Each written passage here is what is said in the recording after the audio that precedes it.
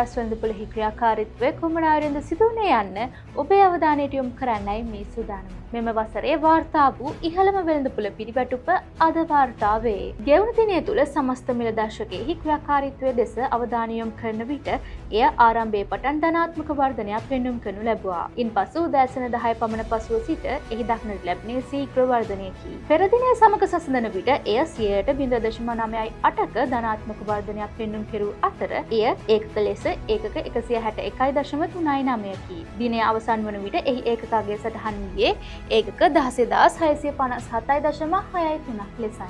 එමෙන්ම තෝරාගත් සමාගම් නියෝජනය කරන S&P ESL 20 මිල දර්ශකයේ දෙස අවධානය යොමු කරන විට එයද ආරම්භයේ පටන් ධනාත්මක වර්ධනයක් පෙන්නුම් කරනු ලැබුවා. උදෑසන 10 පමණ පසුව සිට එහිද දැකගත හැකි වූයේ ශීඝ්‍ර වර්ධනයකි. පෙර දිනය සමග සසඳන විට එය 1.45ක ධනාත්මක වර්ධනයක් පෙන්නුම් කෙරූ අතර එය ඒකක ලෙස ඒකක 70.13කි. මේ වන විට එහි ඒකකගේ සටහන් වුණේ ඒකක 4909.07ක් ලෙසයි.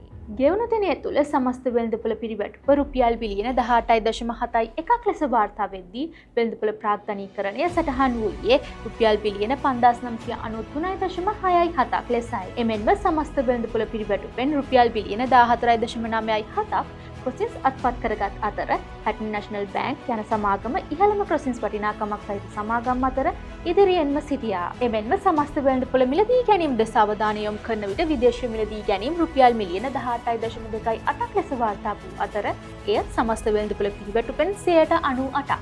එමෙන්ම විදේශ මිලදී ගැනීම රුපියල් මිලියන 434.02ක් ලෙස වාර්තා වූ අතර එය මුළු පිරිවැටුපෙන් 2ක් ලෙසයි වාර්තා වන්නේ. එමෙන්ම සමස්ත වෙළඳපොළ විකුණුම් දෙස අවධානය යොමු කරන විට දේශීය විකුණුම් රුපියල් බිලියන 18.48ක් ලෙස වාර්තා වූ අතර එය සමස්ත වෙළඳපොළ පිරිවැටුපෙන් 99ක්. එමෙන්ම විදේශීය විකුණුම් දෙස අවධානය යොමු කරන විට එය රුපියල් මිලියන 230.22ක් ලෙස වාර්තා වූ අතර එය සමස්ත වෙළඳපොළ පිරිවැටුපෙන් 101ක් ලෙසයි වාර්තා වන්නේ. ගෙවුණු දිනය තුළ ප්‍රතිශතාත්මකව ඉහළ මිල වර්ධනයක් වාර්තා කළ සමාගම් අතර ඉදිරියෙන්ම සිටින්නේ SMB Finance non-voting. ඉන් අනතුරුව පිළිවෙලින් SMB Finance voting, Lanka Ashok ලේලන්ඩ්, Goldface Capital Partners සහ John Keells යන සමාගම් ප්‍රමුඛත්වය ගනු ලැබුවා. එමෙන්ම දිනය තුළ මිල පහළ ගිය සමාගම් අතර ප්‍රතිශතාත්මකව වැඩිම මිල පහළ යාමක් පෙන්නුම් කරුණියේ හපුගස්තැන්න ප්ලාන්ටේෂන් සමාගමයි. ඉන් අනතුරුව පිළිවෙලින් Radiant Gems International, Mala and Pips, Ceylon Printers සහ ජනශක්ති ෆයිනෑන්ස් යන සමාගම් ප්‍රමුඛත්වය ගනු ලැබුවා.